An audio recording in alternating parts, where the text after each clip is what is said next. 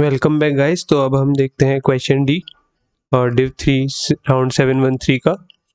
तो पहले मैं क्वेश्चन बता देता हूँ। क्वेश्चन ये है कि n कोई इंटीजर दिया हुआ होगा और हमें n+2 की एक एरे दी हुई होगी जिसका नाम b है, और b को किसी a एरे से बनाया गया है और a एरे को हमको फाइंड करना है।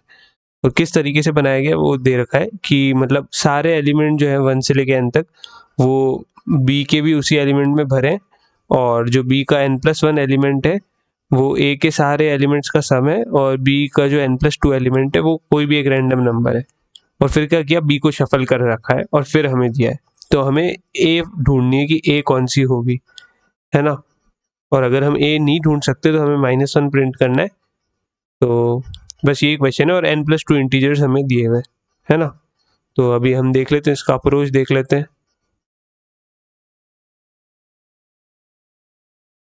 हाँ, तो अप्रोच में हम ऐसे सपोज कर लेते हैं जैसे b1 b2 b3, ठीक है। कोई एक एलिमेंट है जो नहीं होगा, सपोज करते हैं कि फर्स्ट एलिमेंट है वो नहीं है, बाकी सारे एलिमेंट है। तो बाकी सारे एलिमेंट में प्रेजेंट क्या क्या होंगे, a1 से लेके an तक, और a1 प्लस an तक का सम प्रेजेंट होगा बाकी सारे एलिमेंट्स में, है ना। ये बेकार वाला एलिमेंट ये है जिसका कोई यूज नहीं, और ऐसे ही b में ऐड कर दिया x, है ना, क्वेश्चन के अकॉर्डिंग। तो इसको हटा देते हैं, है ना। तो अभी देखते हैं कि अभी हम कैसे पता लगाएं कि क्या a जो है वो बाकी बचे हुए नंबर से बनाई जा सकती है या नहीं बनाई जा सकती। तो उसके लिए एक सिंपल सा एक मतलब ट्रिक आप कह लो, या थोड़ा सा एक सोच सकते हो। जैसे क्या कि इसका जो सम है वो s मान लेते हैं, इसका भी s मान लेते हैं। ये एक सिंगल नंबर है, ये ध्यान रहे। तो एक कोई सिंगल नंबर, और इस पूरे का सम क्या हो जाएगा, s प्लस s, 2s हो जाएगा। तो मैं क्या ऐसा बोल सकता हूँ कि टोटल सम जो है उसमें से टोटल सम, यहाँ पे टोटल सम माइनस जो एलिमेंट हम नहीं ले रहे हैं वो, तो इस पूरे का सम आ गया, और इसको मैं डिवाइड बाय 2 कर देता हूँ। ये जो है, या डिवाइड बाय 2 नहीं भी करूँगा तो भी चलेगा, equal to 2 into maximum element of the remaining array. ऐसा बोल सकता हूँ, बिल्कुल बोल सकता हूँ। क्यों? क्योंकि इसको मैंने हटा दिया, टोटल सम में से इसको हटा दिया। इसका मतलब क्या है, इस इन सब का सम बचा है मेरे पास। तो टोटल सम में से इसको हटा दिया तो इन सब का सम, और इन सब का सम क्या होगा, 2s होगा। अभी बताया s क्या है, a1 से लेके an। ये सबसे बड़ी टर्म होगी कि नहीं होगी, बिल्कुल होगी। क्यों? क्योंकि ये सारे पॉजिटिव इंटीजर्स हैं, और पॉजिटिव इंटीजर्स का सम जो है वो मतलब किसी भी पिछले वाले इंटीजर से तो बड़ा ही होगा, तो मतलब ये मैक्सिमम वैल्यू है। तो ऐसा मैं बिल्कुल बोल सकता हूँ कि टोटल सम में से x हटा देता हूँ तो ये बचे हुए का सम है।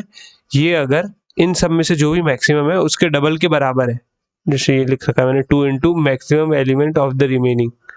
ये इक्वेशन अगर ट्रू है तो हम कह देंगे कि यह yes we have found an array. क्या एरे हो गई, b2 से लेके bn+2 तक सारे एलिमेंट सिवाय एक को छोड़ देंगे, कौन सा, जो मैक्सिमम है। तो हमारी एरे मिल गई हमको a वाली। बस यही है अप्रोच, कि हर एलिमेंट के पास जाओ, उसको सब्ट्रैक्ट कर लो। जैसे अगर मान लो कि अभी एक और बता देता हूँ मैं, जैसे b3 जो है, b3 सपोज कर लो बेकार एलिमेंट हुआ होता, अगर b3 बेकार एलिमेंट होता तो क्या होता। तो b3 अगर बेकार है तो b1 b2 और यहाँ तक bn+2, हाँ b3 बेकार है तो b3 को हटा देता हूँ। तो टोटल सम जितना है ts लिख देता हूँ -b3, बची हुई एरे का सम हो गया। और ये कितना है, ये कितना होना चाहिए, 2 into maximum element of this array of the remaining. अगर ऐसा है तो हमें क्या मिल गया, हमारी जो ए वाली एरे है वो मिल गई, है ना। तो फिर हम यहाँ पे ब्रेक करके प्रिंट कर देंगे कि ये रही भाई ए वाली एरे। हाँ, तो हमें ये देखना है कि 2 into maximum of the remaining array है या नहीं है, मतलब टोटल सम -b3। अगर है तो हमें मिल गई हमारी ए वाली एरे। तो बस यही अप्रोच। अब हम देख लेते हैं इसको अच्छे से इम्प्लीमेंट कैसे किया है ना। तो मैं थोड़ा यहीं पे भी बता देता हूँ। जैसे b3 को हटा के देख, टोटल सम तो अपन ऐसे निकाल लेंगे एक लूप में, है ना, -b3। तो ये तो निकालना बहुत आसान है। अब इसका देखते हैं। अब मैक्सिमम जो है वो क्या होगा, हर बार एक ही एलिमेंट होगा मैक्सिमम। सपोज कर लो कि मैक्सिमम वैल्यू है 100, तो 100 की कोई तो एक फिक्स पोजीशन होगी जहां पे वो होगा। सपोज कर लो कि बी B10 पे है ना, एन कोई बहुत बड़ी वैल्यू, B10 पे मैक्सिमम वैल्यू है 100, है ना। बाकी हर जगह कोई भी, उससे कोई मतलब नहीं मेरे को, लेकिन B10 पे तो मैक्सिमम वैल्यू है। हाँ भाई बिल्कुल, B10 पे मैक्सिमम वैल्यू है।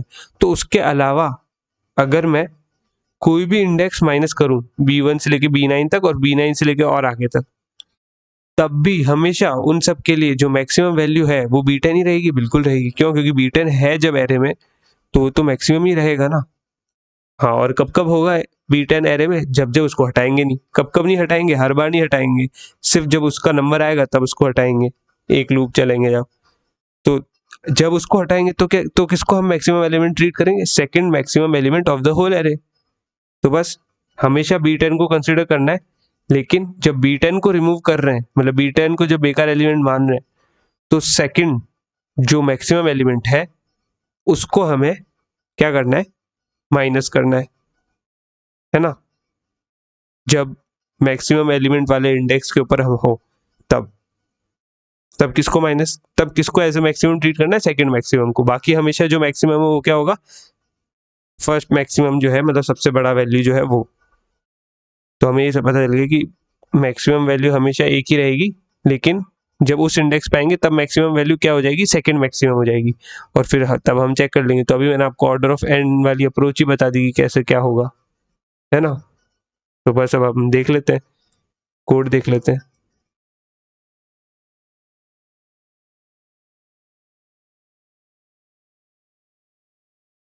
हाँ, तो जैसे मैंने बोला है वैसे ही मैंने किया भी है। मैंने यहाँ पे फर्स्ट मैक्सिमम फाइंड कर लिया और सेकंड मैक्सिमम फाइंड कर लिया और उनके इंडेक्स भी फाइंड कर लिए, है ना। और फिर बस यहाँ पे जैसे आप थोड़ा सा अच्छे से देख सकते हो, जो लिंक दिया है मैंने डिस्क्रिप्शन में, उसमें से जाके, तो जैसे I is not equal to maxi one of I, मतलब फर्स्ट जो मैक्सिमम है उसका इंडेक्स उसके बराबर नहीं है, तो हमेशा मैक्सिमम क्या होगा? वही होगा maxi of I, maxi I1। तो उस 2 into वो कर देंगे और बची हुई एरे का सम, वो क्या हो जाएगा? सम माइनस इस वाली को एक्सक्लूड कर रहे हैं हम, तो वो हो गया। वो अगर बराबर आ गया तो उस इंडेक्स पे ब्रेक कर जाओ, फिर तो बस प्रिंट ही करनी है एरे। और कहीं भी ब्रेक करने का मौका नहीं मिला तो हम कह देंगे, क्या कह देंगे कि -1। कभी भी ऐसा हो ही नहीं पा रहा है, मतलब ए वाली जो एरे है वो बन ही नहीं पा रही, कुछ भी कर लो, है ना। तो जे इक्वल टू -1 पे -1 प्रिंट कर देंगे, फ्लैग एक तरीके से जे। और आई जब मैक्सिमम वाले इंडेक्स के ऊपर हो, जब मैक्सिमम वाला जो इंडेक्स है उसको हटा रहे, तो मैक्सिमम वैल्यू क्या होगी? सेकंड मैक्सिमम वैल्यू, सेकंड वाली जो मैक्सिमम वैल्यू है वो हो जाएगी। तो उसके साथ अब हम चेक करेंगे, है ना। तो बस यही है, इस टाइप से फिर मैंने प्रिंट कर दिया बचे हुए को। तो ऑर्डर ऑफ एन में ही हो गया है। सो या that's it guys, thank you very much.